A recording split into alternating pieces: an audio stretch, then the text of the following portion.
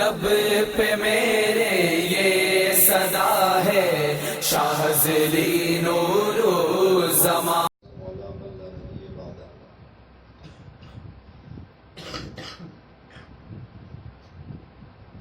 یا ایھا الذین آمنوا اتقوا اللہ وکونوا مع الصادقین.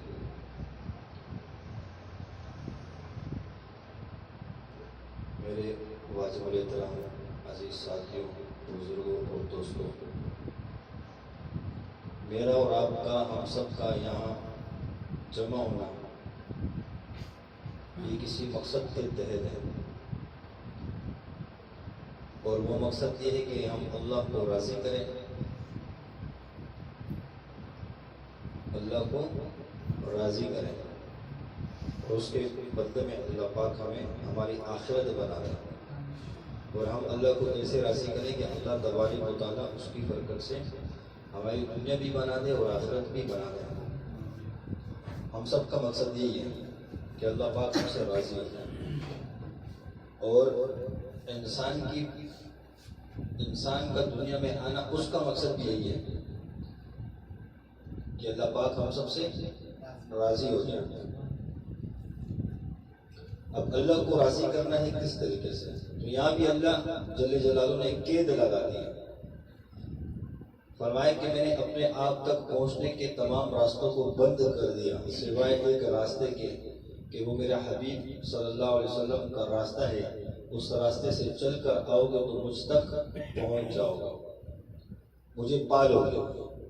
اور یہی بات جو ہمارا کلمہ ہے لا الہ الا اللہ محمد رسول اللہ، اس کے بھی دو جز ہیں اس کلمے کے. لا الہ الا اللہ، اللہ کے سوا کوئی معبود نہیں، محمد رسول اللہ، محمد صلی اللہ علیہ وسلم اللہ کے رسول ہیں. اور قرآن میں اللہ نے کیا فرمایا کہ اللہ کی اطاعت کرو اور اللہ کے نبی صلی اللہ علیہ وسلم کی اطاعت کرو، واطیعوا اللہ واطیعوا الرسول. اب اللہ کی اطاعت کس طریقے سے ہوگی؟ اب اللہ کی اطاعت جو ہوگی اس کے لیے آپ علیہ الصلوۃ والسلام کے مبارک طریقے ہیں، مبارک اعمال ہیں. اس اعمال کو اختیار کیا جائے گا تو اللہ ہم سب سے راضی ہوگا. اب مثال یوں ہے کہ ہم نماز پڑھتے ہیں، نماز میں حکم کیا ہے کہ ایک رکعت میں 2 سجدے کرنے کا حکم ہے. اب جو ہمارے نبی صلی اللہ علیہ وسلم نے ہمیں طریقہ بتلایا ہے کہ ایک رکعت پہ 2 سجدے، اور کیا میں اللہ کو راضی کرنے کے لیے، اللہ کی خوشنودی حاصل کرنے کے لیے، اور اللہ کو حاصل کرنے کے لیے، اللہ کی رضا پانے کے لیے، اور میں یہ سوچوں کہ میرا اللہ مجھ سے راضی ہو جائے، میں عبادت میں بڑھوتری کروں اور ایک رکعت میں 2 سجدے کے بجائے 3 کروں، 4 کروں، 5 کروں، زیادہ کروں، کیونکہ اللہ کے آگے سجدہ کرنا ہے، تو کیا وہ اللہ کو نماز قبول ہوگی؟ کیوں کہ وہ نبی صلی اللہ علیہ وسلم کے طریقے کے مطابق نہیں ہے. تو اس وجہ سے قید لگا دی کہ میرے حبیب کے طریقے پہ آؤ گے تو مجھے پالو گے. تو میرا اور آپ کا دنیا میں آنے کا مقصد یہی ہے کہ ہم اللہ کو راضی کریں، لیکن کس کے طریقے سے؟ آپ علیہ الصلوۃ والسلام کے مبارک طریقے سے. لا الہ الا اللہ، کائنات کس نے بنائی؟ اللہ نے بنائی.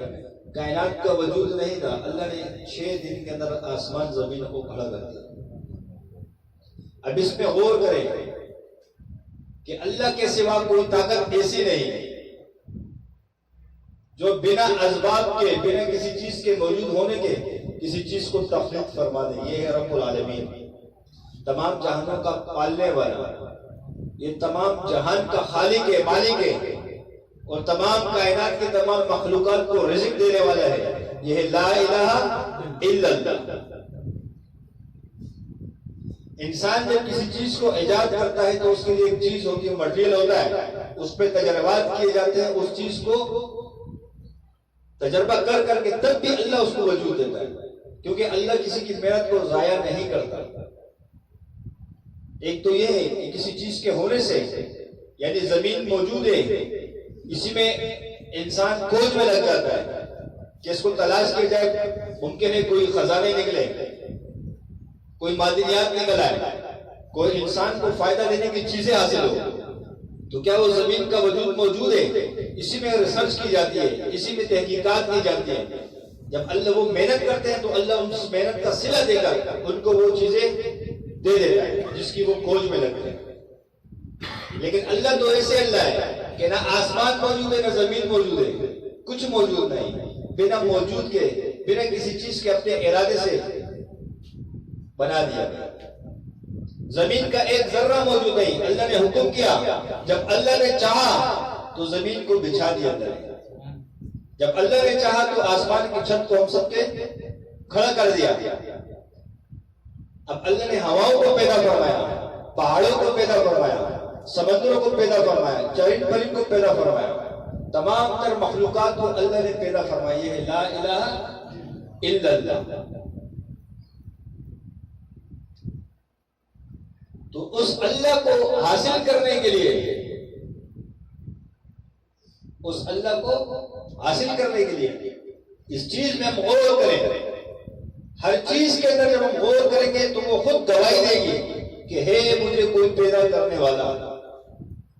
ہم جب کسی درخت کو دیکھتے ہیں تو وہ خود کہتے ہیں کہ ہے کوئی کائنات اور مجھے بنانے والا، کہ ایسے اللہ نے اس درخت کے پہلے وہ جڑ لگے گا، پھر اس کے لیے ایک تناور درخت بنایا، آہستہ آہستہ وہ تناور درخت بن جاتے ہیں، اس کی نشوما ہوتے ہوتے ہیں، پھر وہ پتے،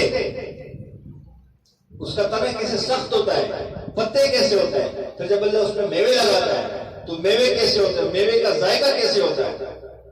مثال کے طور پہ ایک ناریل کا درخت ہے، اب اللہ تبارک و تعالیٰ نے ناریل کو پیدا فرمایا تو وہ خود گواہی دے رہے کہ ہے کوئی رب مجھے بنانے والا۔ اب ناریل کے درخت کو غور سے دیکھا جائے تو جب اس میں ناریل لگتا ہے تو وہ بالکل پیک ہوتا ہے، اول اس کا چھلکا ہوتا ہے موٹا، پھر اس کے اندر اس کا مغز ہوتا ہے، پھر اس کے اندر پانی۔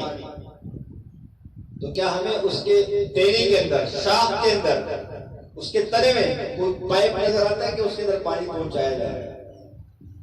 یہ ہے لا الہ الا اللہ۔ وہ پانی کیسے لذیذ ہوتا ہے، پھر اس کا جو مغز کھانے کا ہوتا ہے اس کا ذائقہ کیسے ہوتا ہے۔ اب اس کے اوپر چلے جائے جو چھلکے جس میں پیک اللہ نے کیا خوبصورت طریقے سے، اب اس کو زبان پہ چکا جائے تو اس کا ذائقہ کیسا ہے۔ پھر اس جس درخت سے وہ اللہ نے پیدا کیا اس کی ٹہنی کو چکا جائے، اس کے پتے کو چکا جائے تو ہمیں ہر ایک چیز بتائے گی کہ ہے کوئی اس کو پیدا کرنے والا۔ یہ ہے لا الہ الا اللہ۔ اس طریقے سے آم کے درخت کو دیکھ لے، آم کے پتے کو ہم چکے، اس کے تنے کو چکے، پھر اللہ نے جو اس پہ چھلکا اس کو جب اتارے اس کو چکے تو اس کا کیسے ذائقہ اللہ نے پیدا کیا۔ یہ ہے لا الہ الا اللہ۔ یعنی اس طرح اللہ پوری کائنات کو پالنے والے ہیں، بنانے والے ہیں۔ اس بات کو یقین بیٹھ جائے ہمارے دلوں کے اندر کہ پوری کائنات کو پیدا کرنے والے ایک اللہ کی ذات ہے اور کوئی نہیں۔ سائنس کہتی ہے کہ کائنات کا نظام خود بخود چل رہا ہے، لیکن کائنات کا نظام بھی اللہ کے امر کا محتاج ہے۔ سورج نکلنے میں اللہ کے امر کا محتاج ہے، چاند آنے میں اللہ کے امر کا محتاج ہے، ہوائیں چلنے میں اللہ کے امر کی محتاج ہے، سمندر موج مارنے میں اللہ کے امر کا محتاج ہے، بارش برسنے میں اللہ کے حکم کی محتاج، آگ جلانے میں اللہ کے حکم کی محتاج، پوری کائنات کا ذرہ ذرہ یہ سب اللہ کے حکم کا محتاج ہے۔ میرا اور آپ کا وجود بھی اللہ کے حکم کا محتاج ہے۔ اب جب نوالا منہ میں ڈالتے ہیں تو وہ نوالا پوچھتا ہے یا اللہ شفا بنو یا مرض بنو، نوالا پوچھتا ہے اے اللہ شفا بنو یا مرض بنو، پھر اللہ نے فرشتوں کا نظام بنایا، اپنی ڈیوٹی لگائی اللہ نے کہ وہ حلق میں جب کیسے اترتا ہے معدے میں چلا جاتا ہے اللہ اس کو ہضم کر دیتا ہے، کیسے کر اللہ نے مشینری فٹ کی ہے لا الہ الا اللہ۔ اب یہ ساری چیزیں بتائی کس نے؟ جب آپ علیہ السلام دنیا میں مبعوث فرمائے گئے تو اس وقت 360 بت بنائے تھے، اس کی پوجا کی جاتی تھی، لات عزا منا پتنی عجیب عجیب سے نام کہ یہ بارش کا بت ہے، یہ اولاد کا بت ہے، یہ رزق کا بت ہے، اس کو پوجو گے تو اولاد ملے گی، اس کو پوجو گے تو رزق میں اضافہ ہوگا، رزق ملے گا۔ اس کو پوچھو گے تو مسائب حل ہوں گے، پریشانیاں ختم ہوں گی۔ آپ علیہ الصلوۃ والسلام آئے اور کیسے جہالت کے دور میں، ایسی جہالت کہ ایک دوسرے کی کھوپڑیوں میں شراب ڈال کر پی جاتی تھی، دشمن کی کھوپڑی میں اس کو فخر محسوس کیا جاتا تھا کہ فلاں شخص کے ساتھ میری نہیں بنتی، وہ میرا دشمن ہے، اس کو پکڑ کر اس کو قتل کر دیا جاتا، اس کی کھوپڑی کھول کر اس میں شراب ڈال کر پی جاتی اور فخر محسوس کیا جاتا تھا کہ میں اپنے دشمن کی کھوپڑی میں شراب ڈال کر پی رہا ہوں۔ ایسے جہالت کا ہوا۔ اور جب کسی شخص کا باپ انتقال کر جاتا تو اس کی وراثت جب اس کو ملتی تو اس کی جو ماں ہوتی تھی اس کو بھی یہ سمجھا جاتا تھا کہ یہ بھی مجھے وراثت میں ملی ہے، اس کو بیوی کی جگہ استعمال کرتے تھے۔ ایسے جہالت کا۔ کسی کا بیٹی پیدا ہو گئی تو اس کو زندہ زمین میں دفن کر دیا جاتا تھا۔ ایسے جہالت کا۔ لیکن جب میرے اور آپ کے آقا تاجدار مدینہ صلی اللہ علیہ وسلم دنیا میں تشریف فرما ہوئے، آپ علیہ الصلوۃ والسلام نے دعوت کے میدان کو چلایا، دعوت دی، لوگوں کو اللہ کی طرف بلایا، تو وہی لوگ تھے جو مشرک تھے وہ ایمان والے بنے گئے۔ وہ یہ ہے محمد رسول اللہ کہ آپ علیہ الصلوۃ والسلام کی اطاعت کرنے سے، جس نے آپ علیہ الصلوۃ والسلام کی اطاعت کی گویا اس نے اللہ کی اطاعت کی۔ ایک شخص ہے وہ روزانہ 200 درہم کا جوڑا پہنتے ہیں، کتنے کا؟ 200 درہم کا، اور اس دور میں 200 درہم آج کے تو کروڑوں بنتے ہوں گے۔ روزانہ نیا سوٹ اتارا، اگلے دن پھر 200 درہم کا سوٹ سلا اور پہنا، اور ایسی مہنگی خوشبو استعمال کرتے تھے کہ اس دور میں اس جیسی مہنگی خوشبو کوئی اور استعمال نہیں کرتا تھا۔ ایسی مہنگی خوشبو استعمال کی جاتی تھی، اور جب وہ شخص راستے سے گزرتا تو گھروں گھر جو عورتیں ہوتی تھیں وہ خوشبو سن کر پہچان جاتی تھی کہ یہ وہی شخص جا رہا ہے جو 200 درہم کا جوڑا تھا۔ وہ شخص ایک دن اپنے تخت پر بیٹھا ہوا ہے، اپنے خادموں سے کہہ رہے ہیں، ہے کوئی ایسا بندہ جس کے اتنے سارے خادم ہو، اتنے سارے نوکر ہو، ہے کوئی ایسا بندہ جو 200 درہم کا روزانہ سوٹ پہنتا ہو، جو ایسی مہنگی ترین خوشبو کا استعمال کرتا ہو، ہے کوئی؟ تو سامنے بیٹھا ایک شخص، اس نے بھی کہا میں نے ایک شخص کا نام سنا ہے، اگرچہ اس کے پاس مال نہیں ہے لیکن بڑے بڑے مالدار اس کی جوتیوں میں اپنے سر رکھنے کو فخر سمجھتے ہیں، اگرچہ اس کے پاس مال نہیں ہے۔ تو اس کے دل کے اندر ایک شعلہ سے بڑھتا، کیونکہ تکبر کی آگ تھی کہ میں امیر ہوں۔ فرمایا اس کا نام محمد ہے صلی اللہ علیہ وسلم۔ اس کے دل میں شعلہ سے بڑھ کر کہ اس شخص سے ملنا چاہیے کہ یہ کون ہو سکتا ہے کہ اتنے مطلب مال میں یہ لوگ اتنے پسند کرنے والے ہیں، اور یہ میرے آقا کی شان ہے۔ جب آپ علیہ الصلوۃ والسلام تھوک پھینکتے صحابہ اپنے ہاتھ آگے کر دیتے، یہ آقا کی شان ہے۔ تو وہ بڑا بڑا کہ اس شخص سے ملنا چاہیے۔ پوچھتے پوچھتے سفر طے کرتے کرتے کرتے کرتے وہ آیا۔ آپ علیہ الصلوۃ والسلام غالباً خانہ کعبہ میں تلاوت فرما رہے تھے۔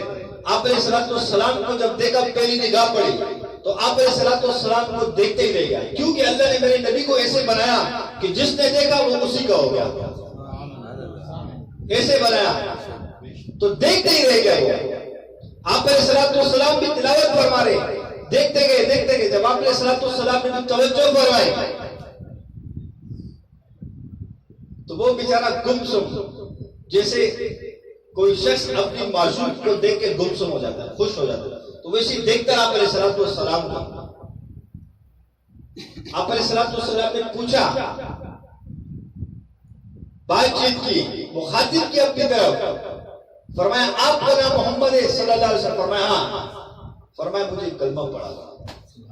آپ علیہ الصلوۃ والسلام نے کلمہ پڑھا، اور آپ علیہ الصلوۃ والسلام کے شاگرد، ایسے شاگرد سنتے جاؤ، یہ آپ علیہ الصلوۃ والسلام کے شاگرد صحابہ اکرام رضوان اللہ علیہم اجمعین، تو آپ علیہ الصلوۃ والسلام کے ساتھ چند مہینے گزارے، پھر اس کے بعد کہا کہ جاؤ اپنے ماں باپ سے ملو، اور اس کے گھر والے پریشان، گھر والے ڈھونڈ میں نکلے ہوئے کہ ہمارا بیٹا کہاں چلا گیا کہاں چلا گیا کہاں چلا گیا، اس کی تلاش میں لگے۔ جب وہ شخص اپنے گھر جاتا ہے وہ صحابی،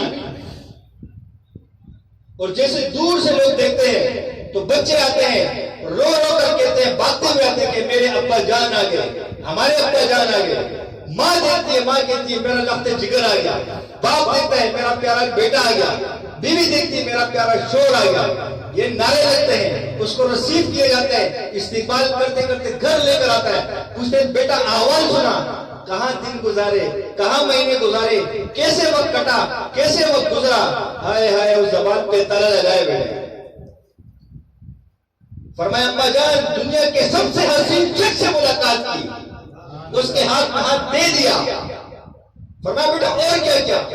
فرمایا ماں اپنا مذہب بھی لوٹا چکا، ایمان قبول کر لیا ہے۔ تو یہی کہ آج اسی باپ کھڑا ہو گیا، ماں کھڑا ہو گئی، یہی سے مخالفت شروع ہو گئی۔ باپ نے کہا اچھا تو بے دل ہو گیا؟ فرمایا نکل میرے گھر سے۔ ماں نے کہا تو میرا بیٹا نہیں، نکل۔ بیوی نے کہا تو میرا شور نہیں۔ بچوں نے کہا تم ہمارے ابا نہیں، نکلو۔ گھر سے باہر نکال دیا گیا۔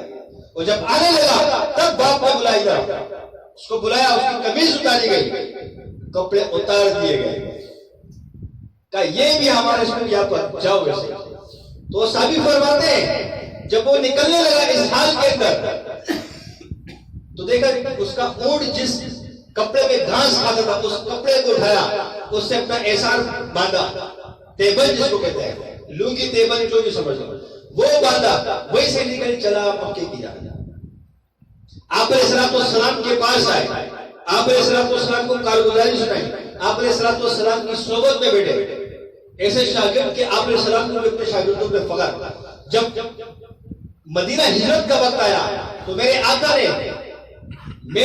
نے ہجرت سے چند دن پہلے یا مہینہ پہلے اس صحابی کو مسعد بن عمیر رضی اللہ کو بھیج دے کہ جاؤ پہلے مدینے چلے جاؤ۔ ساتھ میں 2 صحابہ اور گئے، پہلے مدینے چلے گئے، وہاں دعوت دیتے گئے، قبیلوں والوں سے ملتے گئے، وہاں میرے نبی کے مصلی کی جگہ امام بنا۔ اور وہ صحابی رسول جب قرآن پڑھتے تھے آپ علیہ السلام اپنی چادر اس کے نیچے بچھا دے گا، بیٹھ اس پہ پڑھو۔ اللہ نے ایسی آواز دی۔ اور وہی جب احد کا میدان آیا تو آپ علیہ السلام نے اس مسعد بن عمیر رضی اللہ عنہ کو بلایا، ادھر آؤ۔ کہا یہ احد کا جھنڈا کیا؟ احد کا جھنڈا پہنا دیا۔ اور وہی صحابی رسول میدان احد میں لڑتے جھنڈا ہاتھ میں ہے، ہاتھ کٹا دوسرے ہاتھ پر جھنڈا لیتے ہیں، دوسرا ہاتھ کٹا زبان سے جھنڈے کو پکڑتے ہیں، منہ کٹا تب زمین پہ گرتا ہے وہ جھنڈا، ورنہ زندگی میں جھنڈے کو گرنے نہیں دیا۔ اور پھر جب آپ علیہ السلام لاشوں پر آتے ہیں، جو شہید ہوتے ہیں صحابہ کرام، ان کی تدفین وغیرہ کے مسائل، تو وہ صحابی رسول اس کو تو کیا کہتے ہیں، اس کو مردے کو جو پہناتے ہیں کفن بھی نہیں ملتا، تو وہی کپڑا جس سے تیبن باندھ کے آتے ہیں وہی اس کو پہ رکھا جاتا ہے۔ جب سر پہ رکھتے ہیں تو پاؤں نظر آتے ہیں، پاؤں پہ رکھتے ہیں تو سر نظر آتا ہے۔ یہ آپ علیہ السلام کی صحابہ کی شان کہ صحابہ نے ایسے دین کے لیے قربانیاں دی، ایسے آپ علیہ السلام کی اطاعت کیے، تو ہم بھی آپ علیہ السلام کی اطاعت کریں، آپ علیہ السلام کے مبارک طریقوں کو اپنائیں۔ خلاف سنت جو طریقہ ہو اس میں ہم ناکامی سمجھے، تصور کریں کہ اس میں ناکامی ہے۔ عثمان غنی رضی اللہ عنہ کو جب صلح دینے کے لیے بھیجا گیا مکے کی جانب کہ جاؤ ان سے صلح کی بات کرنی ہے، جب بھیجے گئے راستے میں چلتے چلتے کسی نے کہا کہ مکے میں بڑے بڑے سرداروں سے بات کر رہی ہے، اور راستے میں چلتے ہوئے جا رہے ہو، جو ٹخنوں سے آپ کے تیبن سلوار جو بھی ہے اوپر ہے، آپ کے ٹخنے نظر آ رہے ہیں، اس کو نیچے کر لو۔ فرمائے ان پاگلوں کے لیے، ان دنیا داروں کے لیے میں نبی کی سنت کو چھوڑ دوں، یہ ہو نہیں سکتا۔ یہ تھے صحابہ۔ تو بتاؤ میں اور آپ اپنی زندگی میں کتنی سنتوں کو جنازہ نکالتا؟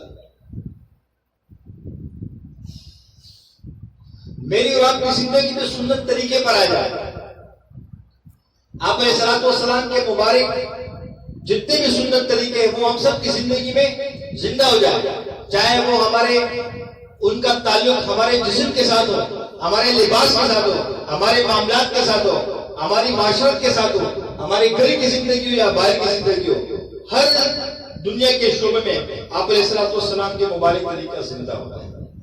تو نیت کرتے نا انشاءاللہ آپ علیہ السلام کی اطاعت کریں گے نا انشاءاللہ, اللہ کی اطاعت کریں گے نا انشاءاللہ. اب اللہ کی اطاعت کیا چیز ہے؟ اللہ کی اطاعت یہ ہے کہ جہاں اللہ کا حکم مجھے فوراً لبیک کہہ دے. تو جب نماز کا حکم فوراً اس کے لیے چل پڑے, جو حکم آئے اس کو فوراً لبیک کرتے ہوئے اس کو حکم کو بجا لانے کی کوشش کرے, تو کوشش کریں گے نا انشاءاللہ. چل آپ ذکر کا حلقہ ہوگا, آگے آگے قریب قریب آ جائے ذکر.